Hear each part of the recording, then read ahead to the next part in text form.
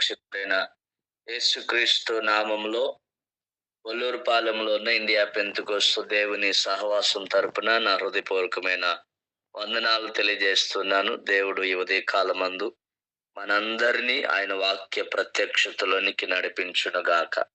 ఆయన వాక్యం వెల్లడి అగుట తోడనే మన జీవితాల్లో ఆయన బలమైన ఆశ్చర్యకరమైన కార్యాలు జరుగునుగాక.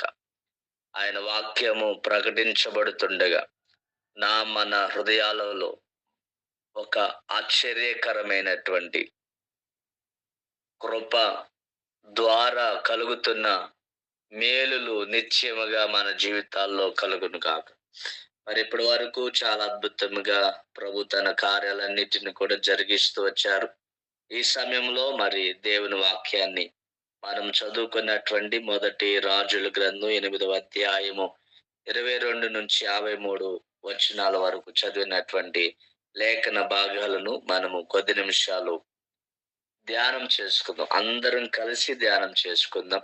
మరి నేనేదో గొప్ప ప్రసంగికుడిని కాదు, కానీ నేను కూడా దేవుని వాక్యాన్ని నేర్చుకుంటా ఉన్నాను.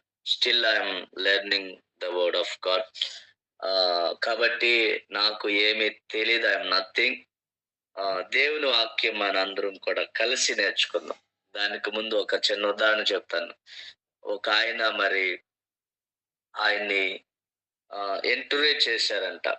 మరి మీరు ఎక్కడికి వెళ్ళినా ఫాలోవర్స్ బాగా ఎక్కువగా ఉంటా ఉన్నారు, అసలు దీనికి కారణం ఏంటి, మరి మీరు బైబుల్ ఎన్నిసార్లు చదివారు అని ఆయన అడిగినప్పుడు, బైబిల్లో మీకు ఎంత తెలుసు అని ఆయన అడిగినప్పుడు ఆయన చెప్పినటువంటి మాట ఏంటంటే, నేను బైబుల్ దాదాపుగా 100 సార్లు చదివాను, కానీ నాకు ఇప్పటికి కూడా బైబిల్లో ఏమీ తెలియదు. నేను స్టిల్ ఇప్పటికి కూడా నేను నేర్చుకుంటూ ఉన్నానని చెప్పారు. కాబట్టి మనము విశ్వాసంలో లేకపోతే సేవా పరిచయంలో ఎన్ని సంవత్సరాల ఎక్స్పీరియన్స్ మనకున్నప్పటికీ మనము నేర్చుకునే వారంగా ఉంటున్నాం. ఈవెన్ వాక్యం చెప్పేవారైనా వాక్యం వినేవారైనా మనం అందరం కూడా ప్రభు పాదాల దగ్గర కూర్చుండి దేవుని వాక్యాన్ని నేర్చుకోవడానికి సిద్ధపడగలిగినప్పుడు పరలోక సంబంధమైన మహిమకరమైనటువంటి విషయాలతో ప్రభు మన హృదయాలను తృప్తిపరుస్తాడు. ఆ విధంగా ప్రభు ఉదయ కాలమందు మనలను బలపరచును గాక. చదువుదాం. మొదటి రాజుల గ్రంథం 8వ అధ్యాయము 22 వచనాన్ని చదువుదాం. చదువుతున్నారు ఎవరన్నా?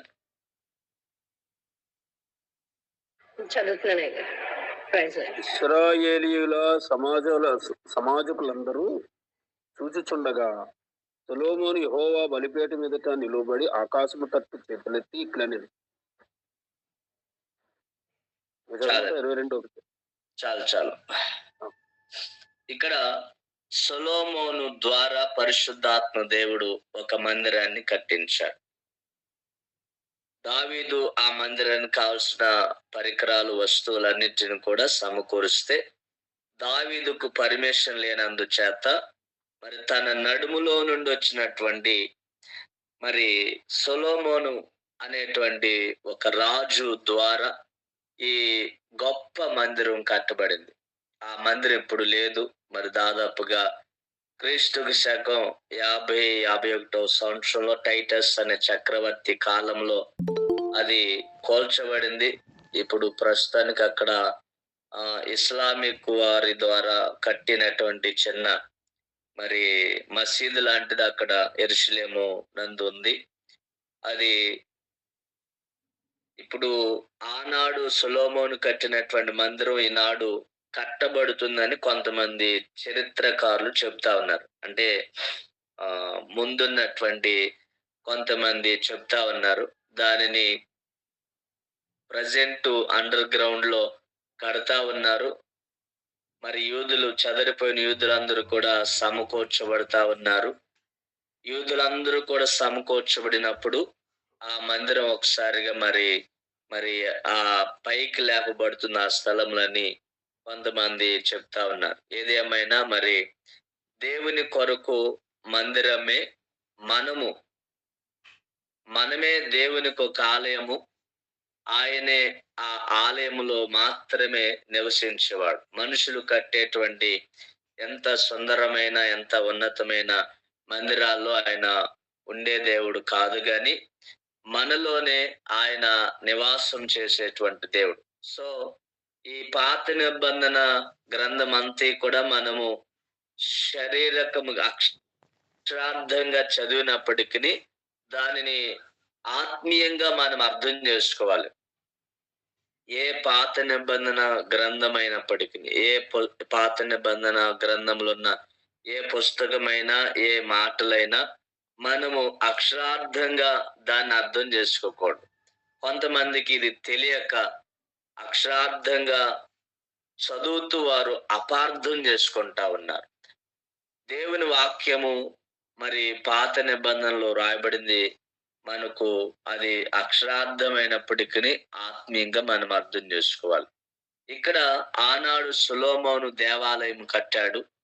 ఈనాడు మనకు దేవుడు ఒక అవకాశం ఇచ్చాడు, మన దేహం అనే ఆలయాన్ని కట్టుకోవడానికి.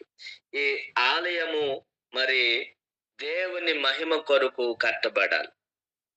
దేవుని మహిమ కొరకు ఆనాడు మరి సొలొమోను కట్టినటువంటి ఆ ఆలయంలో మరి ఆయన ఏర్పాటు చేసిన నిబంధన పలకలు అన్నిటిని కూడా మరి మొత్తం అన్నిటిని కూడా సిద్ధపరిచి, తర్వాత ఆయన ప్రజలందరూ చూస్తుండగా ఆకాశం వైపు ఆయన చేతులెత్తి దేవుని తట్టు ఆయన చేతులెత్తి ప్రార్థన చేస్తున్న సందర్భం మరి ఇక్కడ మనము చదివాం.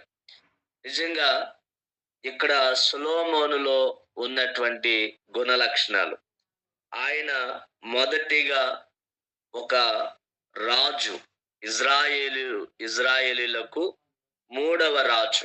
మొదటి రాజు సౌలు అయితే, రెండవ రాజు దావీదు తర్వాత సొలొమోను. ఈ సొలొమోను రాజు కాలంలో అద్భుతమైన పెద్ద మందిరము కట్టబడింది.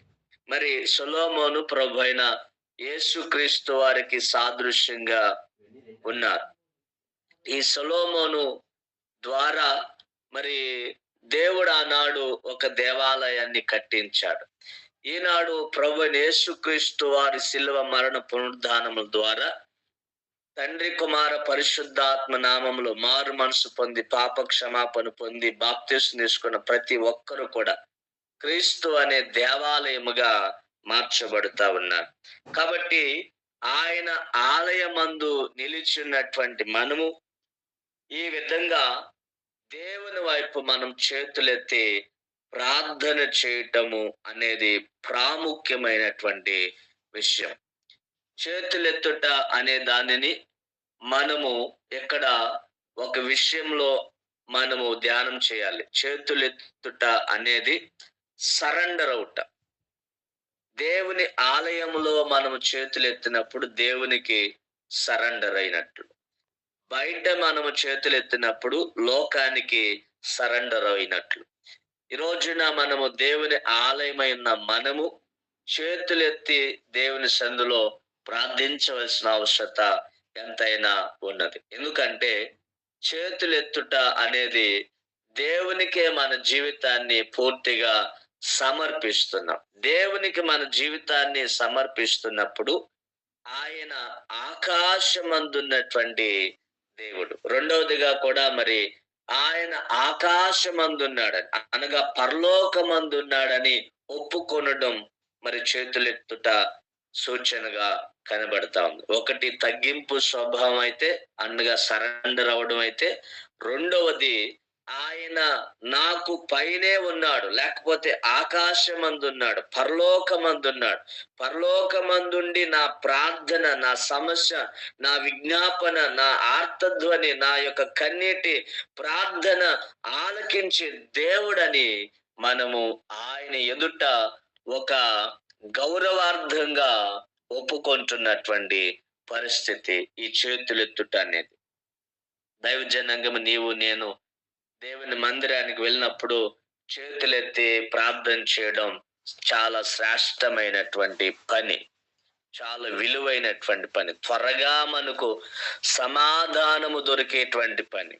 చేతులెత్తి ఎంతసేపు అయినా మనము చేతులెత్తి ప్రార్థన చేయడం, అది మనకి ఎంతైనా ఆశీర్వాదకరం. ఫర్ ఎగ్జాంపుల్, మోషే అమోనీయులు, పెరిజీలు, పెర్గాసీలు, ఎబూసీలు వారితో యుద్ధం చేస్తా ఉన్నప్పుడు, అమోనీయులతో యుద్ధం చేస్తా ఉన్నప్పుడు మరి కొండ మీద నిలబడి ఆయన చేతులు ఎత్తినప్పుడు మరి ఇశ్రాయేలీయులు గెలుస్తా ఉన్నారు. చేతులు బొరువెక్కగా మరి అవి దించేస్తున్నప్పుడు అమోనీయులు గెలుస్తా ఉన్నారు. అప్పుడు మరి శిష్యులిద్దరు వెళ్ళి ఆ యొక్క మోషే చేతులు మరి పైకెత్తి ఉంచుతున్నప్పుడు ఇజ్రాయిలీలే గెలిచారు. కాబట్టి చేతులు ఎత్తుట అనేది మనకెంతో విలువైనటువంటిదిగా భావించి మనం ఎప్పుడు దేవుని మందిరానికి వెళ్ళినా దేవుని వైపు మనం చేతులెత్తి ప్రార్థించుదుము గాక. ఇక్కడ ఆయన ఆకాశము తట్టు చేతులెత్తి ప్రార్థన చేస్తున్నాడు. ఆకాశము తట్టు చేతులెత్తి ప్రార్థించడం మరి నిజంగా ఇక్కడ మనం చూసినట్లయితే చాలా ప్రాముఖ్యమైనటువంటి విషయాలు ఇక్కడ మనకు కనబడతాయి. ఆయన immunity and omni presence God అనగా అపారమైన సర్వాంతర్యామి అయినటువంటి దేవుడు, అన్ని చోట్ల ఉండేటువంటి దేవుడు. దేవుడు తన ప్రజల పట్ల, తన ప్రజలకు సహాయం చేయడానికి, తన ప్రజల బాధను వినడానికి, తన ప్రజల సమస్యను ఆయన చూడడానికి ఇష్టపడుతున్నటువంటి దేవుడు. ఆయన అక్కడ ఉన్నాడు, ఎక్కడ ఉన్నాడు అనేది కాదండి. ఆయన అన్ని చోట్ల కూడా ఉన్నటువంటి దేవుడు, అపారమైనటువంటి మరి అన్ని చోట్ల ఉన్నటువంటి దేవుడు. కాబట్టి బిబ్లికల్ గా మనకు కొన్ని ఎవిడెన్స్ ఆయన ఏ విధంగా అపారమైన సర్వాంతర్యామిగా ఆయన ఉన్నటువంటి దేవుడు, కొన్ని అబ్జర్వేషన్స్ మనం చూడగలిగినట్లయితే ఆయన ప్రతి వస్తువును సృష్టించినటువంటి సృష్టికర్త, వాటికి యజమాని అయినటువంటి దేవుడు. అందుకే ఆదికాండము 14వ అధ్యాయము 19వ వచనాన్ని చదువుదాం. చూడండి, అబ్రహాము తన జీవితంలో మరి దేవుణ్ణి అప్పుడు అతడు అబ్రహామును ఆశీర్వదించి ఆకాశమునకును భూమికిని సృష్టికర్తను సర్వోన్నతుడునైన దేవుని వలన అబ్రహాము ఆశీర్వదింపబడును గాకని. ఇక్కడ మరి ఒక రాజు, షాలేము రాజు అయినటువంటి మరి ఆయన సొదొమ రాజు, మరి షాలేము రాజు అయినటువంటి మెల్కీసెదెకు రొట్టె ద్రాక్షరసాన్ని తీసుకొచ్చి అబ్రహామును ఆశీర్వదించినప్పుడు ఆయన నిజంగా అబ్రహాము తండ్రి చేత ఆశీర్వదించబడినటువంటి దేవుడైనాడు. అప్పుడు అబ్రాము ఆయనకు ఇవ్వబడినటువంటి ప్రతి దానిలో అది దేవునిది అని దేవునికి దశమ భాగముగా సమర్పించాడు. 22వ వచనం కూడా చదువుదాం. అబ్రాము నేనే అబ్రామును ధనవంతునిగా చేసి తినని అబ్రాము నేనే అబ్రహాము ధనవంతుడిగా చేసినని చెప్పకుండానట్లు ఒక నూలు పోగైనను నీ వాటిలో ఏదైనా సృష్టికర్త ప్రమాణం చేసి ఉన్నాను.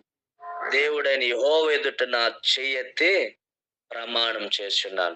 చూడండి, ఆయన ఆకాశమందు ఉన్నటువంటి దేవుడు. ద్వితీయోపదేశ కాండం 10వ అధ్యాయము 14వ వచనాన్ని చదువుతాం. ద్వితీయోపదేశ కాండము 10వ అధ్యాయము 14. చూడుము ఆకాశము మహాకాశము భూమియు అందున్నదంతయు నీ దేవుడైన యెహోవాయే. మన దేవుడైన యెహోవాయే. ఆకాశమందు భూమి యందు ఎక్కడైనా ఆయన ఉన్నటువంటి దేవుడే ఉన్నాడు. కొలసీలకు రాసిన పత్రిక 1వ అధ్యాయం 16వ వచనం.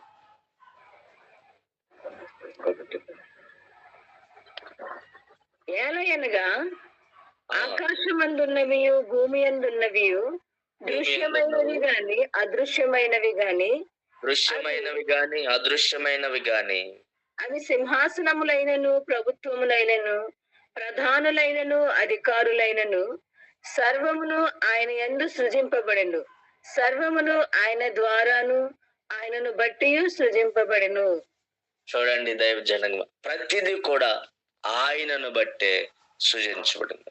ఇప్పుడు మనము రాజుల కొరకు అధికారుల కొరకు ప్రార్థన చేయాలి. మనం ఏమని ప్రార్థన చేస్తాం అంటే వాళ్ళు దిగిపోవాలని ప్రార్థన చేస్తాం, లేకపోతే వాళ్ళు గెలవాలని ప్రార్థన చేస్తాం. అధికారులను నిర్ణయించేది, నాయకులను నిర్ణయించేది అంతే కూడా దేవుడేనండి. ఇంకా ప్రకటన గ్రంథము 10వ అధ్యాయము 6వ వచనం చదువుతాం.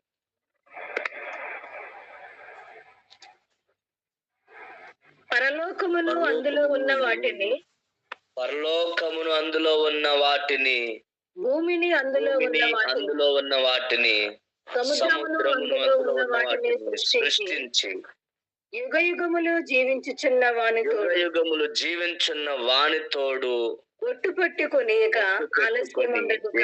ఆలస్యం ఉండదు గాని. స్తోత్రం, హల్లెలూయా. చూడండి, ఆయన పరలోకముందు భూమి యందు అందులో ఉన్న వాటన్నిటి కూడా ఆయనే చక్రవర్తి అయినటువంటి దేవుడు. అంతేకాదు, ఆయన ఆ పరలోకమందు భూమి అతనిని కలిగి ఉండవండి. ఆ పరలోకం భూమి ఏవైతున్నాయో అవి దేవుని సృష్టించలేదు కానీ దేవుడే వాటిని సృష్టించాడు.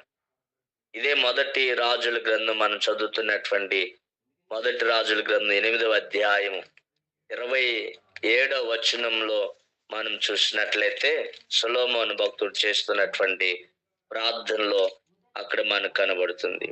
నిశ్చయముగా దేవుడు ఈ లోకమందు నివాసము చేయడు, ఆకాశ మహాకాశములు సహితము నిన్ను పట్టజాలం. నేను కట్టించిన ఈ మందిరము ఎలాగు పట్టును. చూడండి, సొలొమోను రాజే చెప్తా ఉన్నాడు, ఆయన ఆకాశమందు భూమి మీద ఉన్నను, ఆయన ద్వారానే అవి కలిగినాయి కానీ అవి మరి ఆయనను సృష్టించలేదు.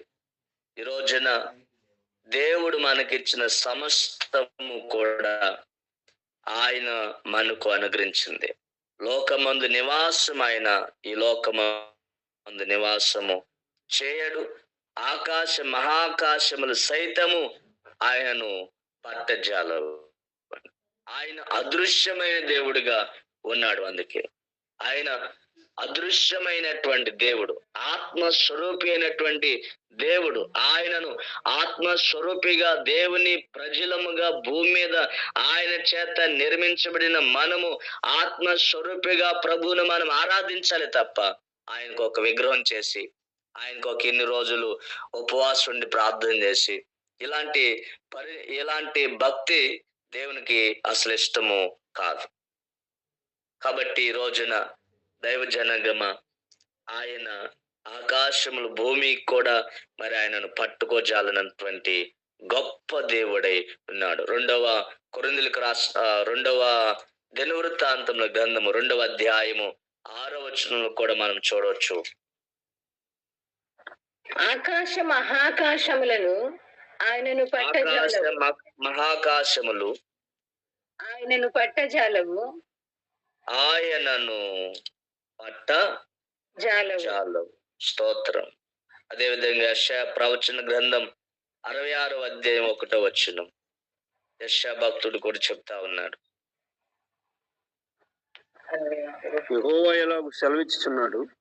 యెహోవా ఇలాగు సెలవిచ్చుచున్నాడు ఆకాశము నా సింహాసనము, ఆకాశము నా సింహాసనము, భూమి నా భూమి పాదపీఠము. నా పాదపీఠము. మీరు నా మీరు నా నిమిత్తము నిమిత్తము కట్టనుద్దేశించు ఇల్లు ఏ పాటిది? ఇల్లు ఏ పాటిది? నాకు విశ్రమ స్థానముగా మీరు కట్టనుద్దేశించినది ఏ పాటిది? మీరు కట్టనుద్దేశించినది ఏ పాటిది? చూడండి దైవ జనాంగం, మన దేహము, మన హృదయము, మన జీవితం దేవుని కొరకు కట్టబడాలి. ఈ లోకమందు కట్టే ఏది కూడా ఏ పాటిది అని ప్రభు సెలవిస్తా ఉన్నాడు. కాబట్టి ఈ రోజున ఆయన మన జీవితంలో ఒక ఓమిని ప్రెజెన్స్ గా మనకు కనబడాలి. ఆయన అపారమైనటువంటి దేవుడిగా కనబడాలి. ఇంకా మనం చూసినట్లయితే అతని ఉనికి ఏది దాచబడదండి. అతని ఉనికి ఏది కూడా దాచబడదు. 139వ కీర్తన 7వ చరణంలో మనం చూసినట్లయితే భక్తుడైన దావీదు భక్తుడు 139వ కీర్తన 7వ చరణం నుండి నేను ఎక్కడికి పోవుదును? నీ ఆత్మ యొద్ద నుండి నేను ఎక్కడికి పోవుదును, నీ సన్నిధి నుండి నేను ఎక్కడికి పారిపోవుదును. స్తోత్రం. నిజమే, ఎక్కడి కూడా మనం పారిపోలేము. చదవండి ఇంకా 10వ చరణం వరకు. నేను ఆకాశమునకు ఎక్కినను, అక్కడ నీవు ఉన్నావు, అక్కడ నువ్వు ఉన్నావు. నేను పాతాళమందు అక్కడను ఉన్నావు, అక్కడను ఎక్కువ రెక్కలు కట్టుకొని సముద్ర దిగంతములలో నివసించినాను, అక్కడను నీ చేయి నన్ను నడిపించు, నీ కుడి చేయి నన్ను పట్టుకొను. స్తోత్రం. హల్లెలూయా.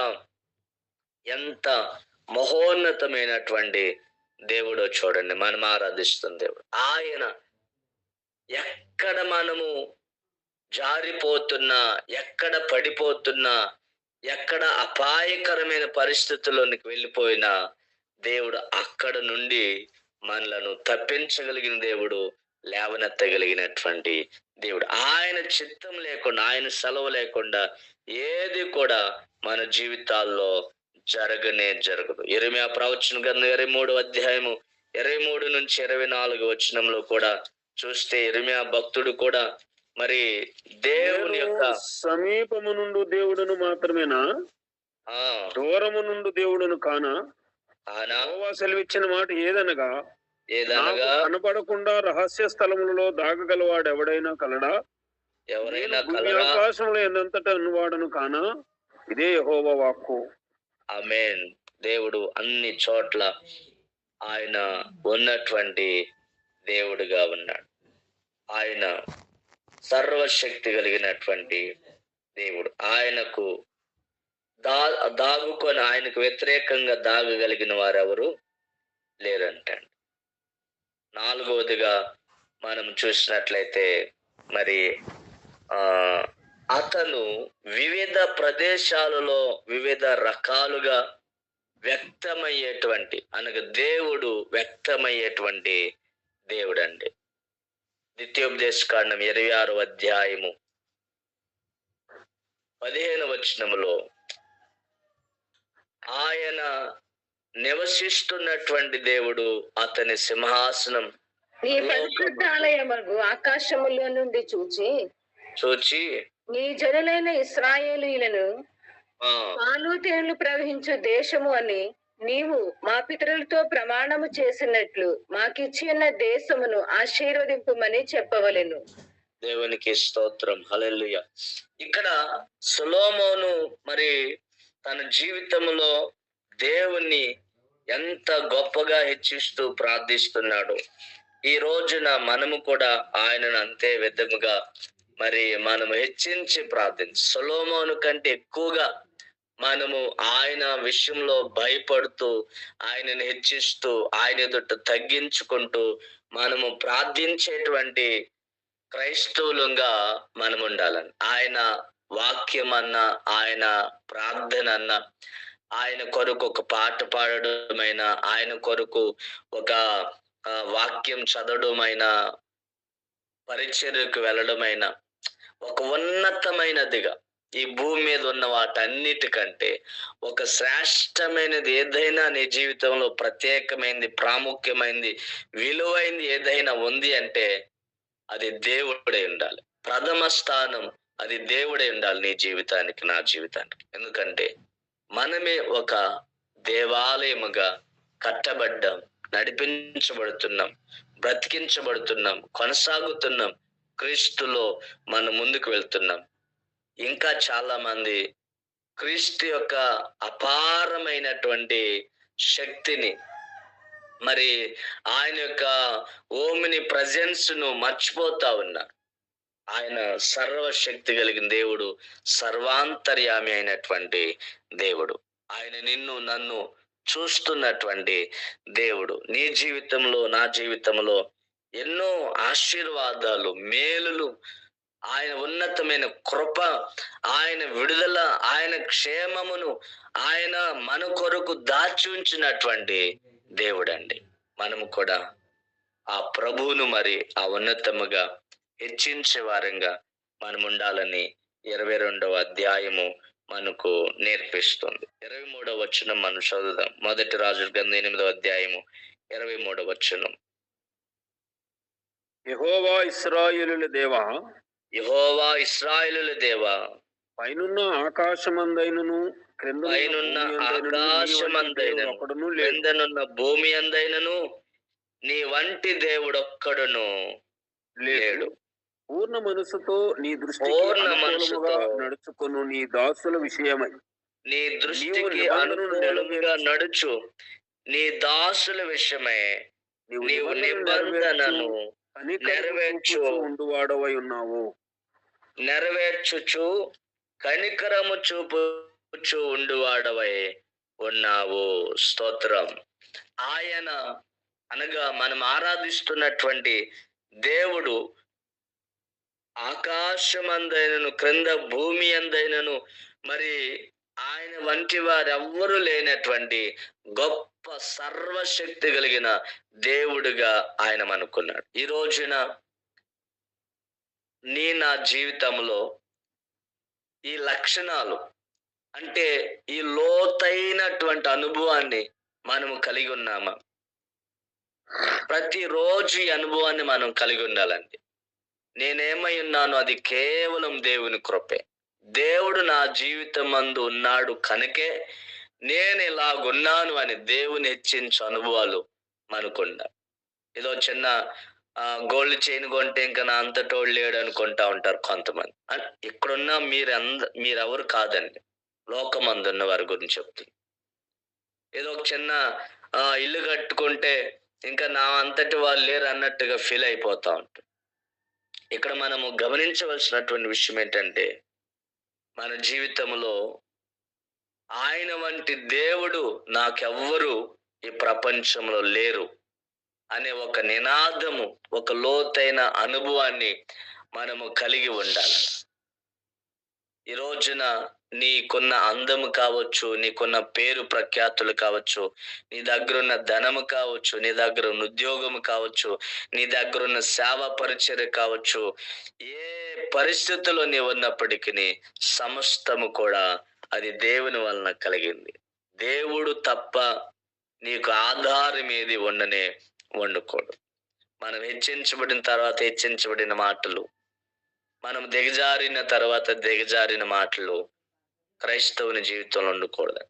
ఎప్పుడు మనము ఒకే విధంగా ప్రభు కొరకు జీవించబద్దులమే. ఎందుకంటే ఇది మన జీవితం కాదు. ఇప్పుడు మనము జీవించున్న జీవితం దేవుడు మనకు ప్రేమించి ఇచ్చినటువంటి జీవితం. అందుకని అపోస్తుడైన పౌలు గలతీయులకు రాసిన పత్రిక గలేషియన్ 2:20 చెప్తున్నాడు,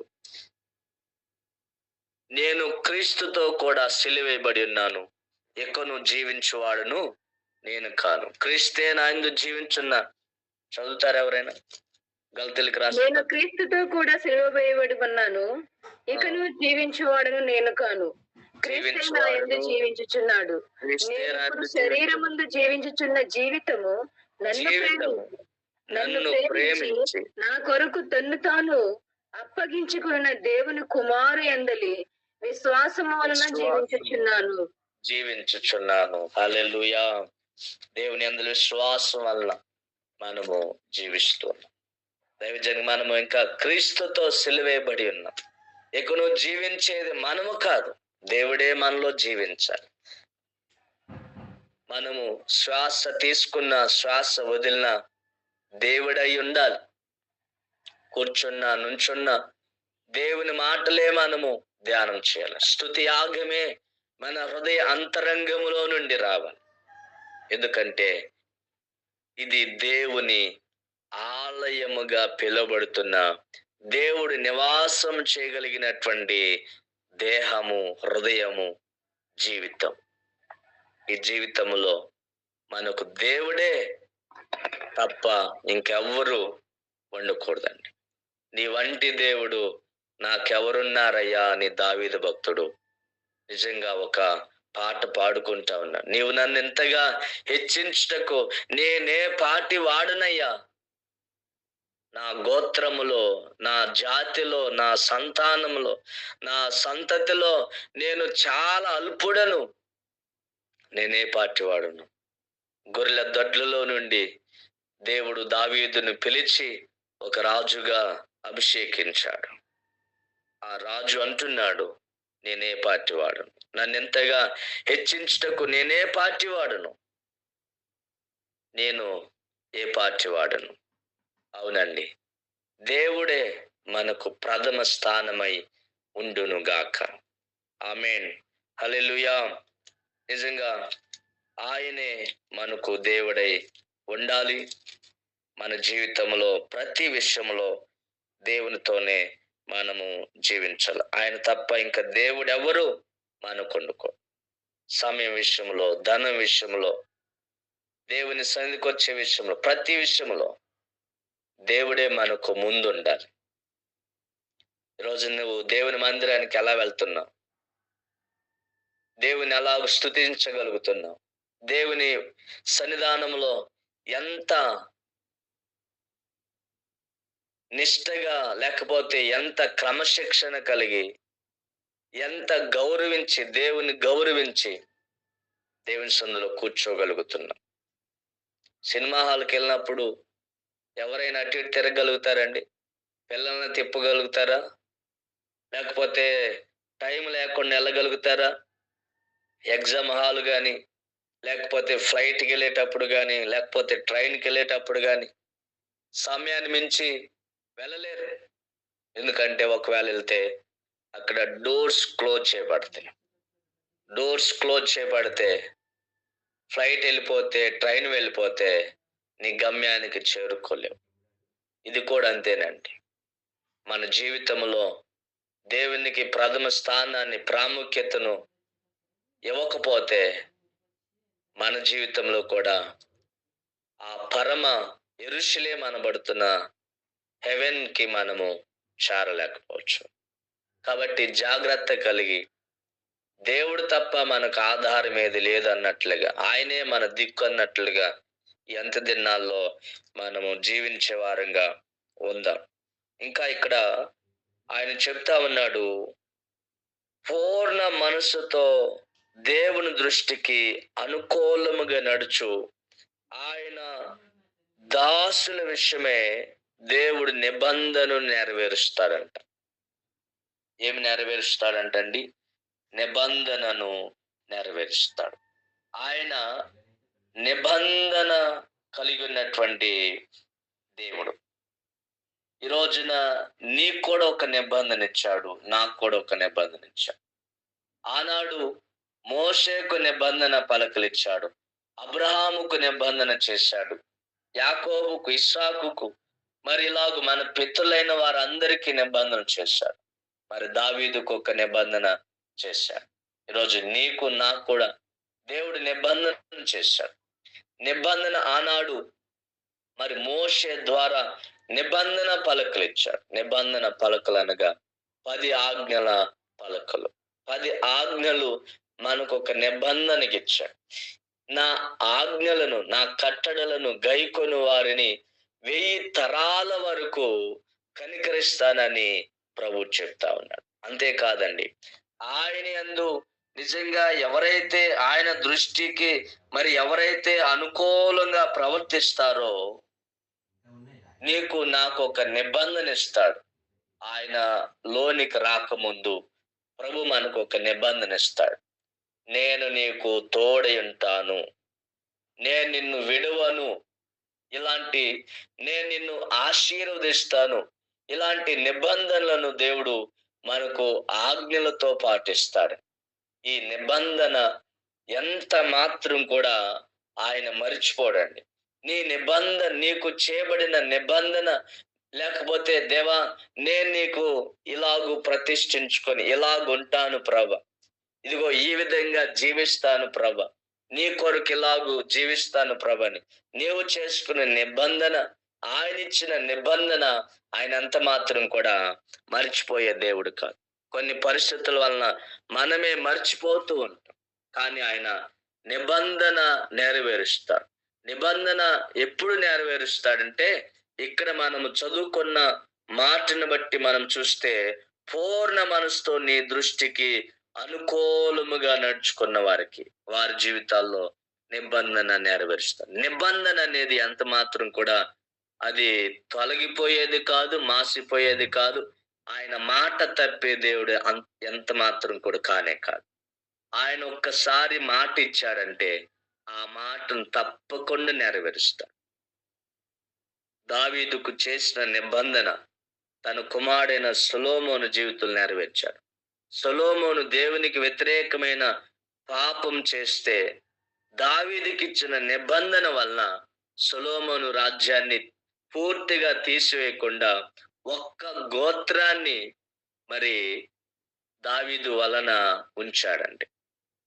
చూడండి, ఈ రోజున ఆ గోత్రం వల్లనే ప్రభు అయిన యేసుక్రీస్తు వారు ఈ భూమి మీదకి వచ్చారు.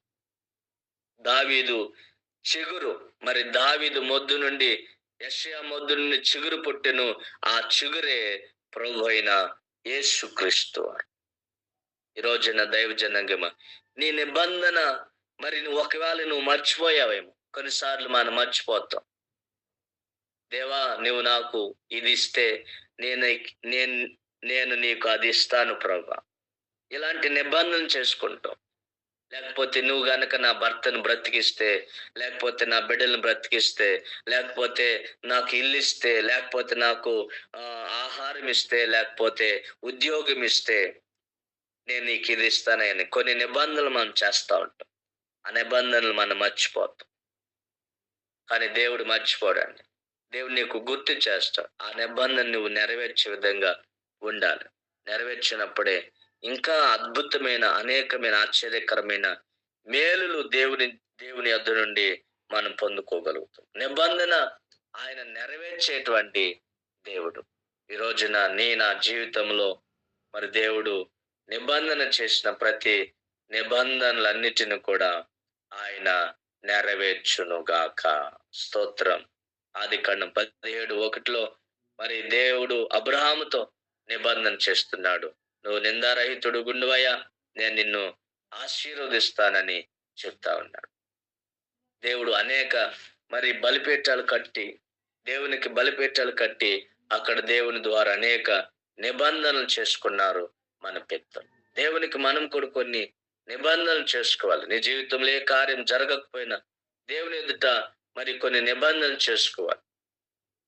ఆ నిబంధనలు చేసుకున్నప్పుడు దేవుడు తప్పకుండా మన పరిస్థితులన్నిటిని కూడా మారుస్తాడు. అంతేకాదండి, మనం ఆ నిబంధనను కూడా కాపాడుకోవాలి. నిబంధన మర్చిపోకూడదు. దేవుడు నా పట్ల చేసేసాలే, జరిగించేసాలే, ఇక అయిపోయిందిలే అని అనుకోకూడదు. ఆ నిబంధనను మనము నెరవేర్చే వారంగా కూడా ఉండాలి. ఎందుకంటే మనము ఆయన ఆలయమై ఉన్నాము. స్తోత్రం. హల్లెలూయా. కాబట్టి దేవుడు ఆయన మనలను ఏ పరిస్థితులు ఉన్నా ఆయన లేవనెత్తేటువంటి దేవుడు, కృప చూపించే దేవుడు, కనికరం చూపించేటువంటి దేవుడే ఉన్నాడు. ఆయన కనికరము చూపుచూ ఉండువాడునై ఉన్నాడు. కనికరం కలిగి దేవుడు. ఆయన కోపం నిమిషం మాత్రమే ఉంటుంది, కానీ ఆయన కనికరము యుగ యుగాలు మన మీద ఉంటుంది. ఆయన కృప చూపువాడుగా, నమ్మదగిన దేవుడుగా, తను ద్వేషించిన వాళ్ళు ప్రతి వారిని బహిరంగంగా నశింపజేయటకు వానికి దండన విధించువాడని మనము తెలుసుకోవాలి. ఆయన కనికరము ఎంత కనికరం అంటే తరతరాల వరకు ఆయన కనికరం చూపేటువంటి దేవుడు అన్నాడు. అదే విధంగా నీవు గనుక ఆయన దృష్టికి దూరం అయిపోతే నీ పట్ల దేవుడు ఎంతో కఠినంగా కూడా వ్యవహరిస్తాడని నువ్వు జ్ఞాపకం చేసుకో. అదే ద్వితీయోపదేశకాండం 7వ అధ్యాయం 9వ వచనం చెప్తున్నాడు. కాబట్టి నీ దేవుడని యెహోవా తానే దేవుడని, తన్ను ప్రేమించి తన ఆజ్ఞలను అనుసరించి నడుచుకుని వారికి తన నిబంధనను స్థిరపరచువాడును, 1000 తరముల వరకు కృపచూపువాడును, నమ్మదగిన దేవుడు ననియు, తన్ను ద్వేషించు వారిలో ప్రతి వానిని బహిరంగముగా నశింపజేయటకు వానికి దండన విధించువాడని నీవు తెలుసుకొనవలెను. స్తోత్రం. ఈ ఆలయమై కట్టబడిన మనము ఈ విషయాన్ని ఖచ్చితంగా మనం తెలుసుకోవాలి. ఆయన అత్యంత కృప కలిగిన కనికరం కలిగినటువంటి దేవుడు. ఆ కనికరాన్ని, ఆ కృపను నువ్వు తృణీకరిస్తే, ద్వేషిస్తే, నిర్లక్ష్యం చేస్తే ఆయన కోపానికి తట్టుకోలేవు. అందుకే ఒక్కొక్కరికి, కొంతమందికి అనేకమైన దెబ్బ మీద దెబ్బ తగులుతూ వస్తుంటుంది.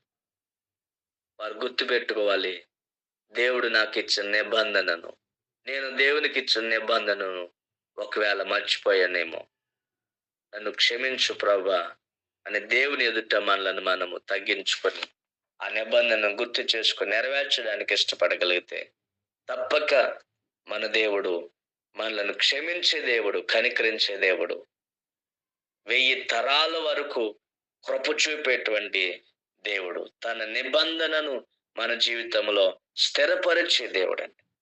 కనుక దైవ జనాంగమా, దేవుని దృష్టికి అనుకూలమైన పూర్ణ మనసుతో మనం ఆయన్ను ఆరాధించే వారంగా, ఆయనను గ్రహించే వారంగా, ఆయనను గౌరవించే వారంగా మనమందరం ఆ మందిరముగా కట్టబడిన మనము క్రీస్తు ప్రత్యక్షతతోనే ఈ మందిరము నివసించాలి తప్ప క్రీస్తు లేని జీవితముగా, దేవుని ప్రేమ, దేవుని కనికరము, దేవుని సమాధానము, ఆయన కాపుదల లేని జీవితంగా ఉండకూడదండి. అది దేవుని చిత్తము కాదు. దేవుడు అందుకే ఈ మందిరాలను కడుతున్నాడు. ఆయన సన్నిధానములో, భౌతికమైన మందిరములో మనము కూడుకుంటూ ఆయనే మన జీవితంలో నివసించాలని మనమే ఒక మందిరముగా, నిజమైన సజీవమైన రాళ్ల వలె కట్టబడిన దేవుని మందిరముగా మనము జీవిద్దాం. ప్రభు ఆ విధంగా ఈ మందిరం కొరకు ఎనలేని గొప్ప త్యాగము చేశారు. ఆయన ఈ మందిరాన్ని సర్వ యుగములలో యుగ యుగాలు జీవించడానికి ఆయన ఈ లోకానికి వచ్చి కలువరి శిలువలో ఆయన రక్తాన్ని చిందించాడు, ప్రాణాన్ని త్యాగం చేశాడు, సజీవుడిగా ఆయన తిరిగి లేచాడని. ఇంకా ఆయన త్వరగా ఆయన కమింగ్ సూన్ గా ఉన్నాడు, త్వరగా రాబోతున్నాడు. ఇంకా ఎవరైతే ఈ దేహం అనే ఆలయాన్ని, హృదయాన్ని, జీవితాన్ని ఆయన దృష్టికి ఇష్టం చొప్పున జీవిస్తున్నారు, ఆయన నిబంధనను మీరి ఆయన ఎదుట తగ్గించుకోకుండా, ఆయన ఎదుట ఎంత మాత్రం దీనులు కాకుండా దేవుని గౌరవించుకున్న జీవిస్తున్నారు, ఈ ఉదయకాలం అందు ఆయన సరి చేసుకోగలిగితే నా ప్రభు నిశ్చయముగా ఆకాశమందుండి ఆయన నిన్ను చూసి నీ ప్రార్థన విని నిన్ను బలపరిచి నిన్ను ఆశీర్వదించును గాక, నీకు క్షేమమును వృద్ధి చేయును గాక. ఆయన కృప నీ జీవితంలో, నా జీవితంలో, మనందరి జీవితాల్లో విస్తరింప చేయును గాక. కృపతో ప్రభు మనలను బలపరిచి వర్ధిల్ల చేయును గాక. ప్రభు ఈ మాటలు మనందరి వెనుకల్లో దీవించును గాక. Thank you. ఆమేన్.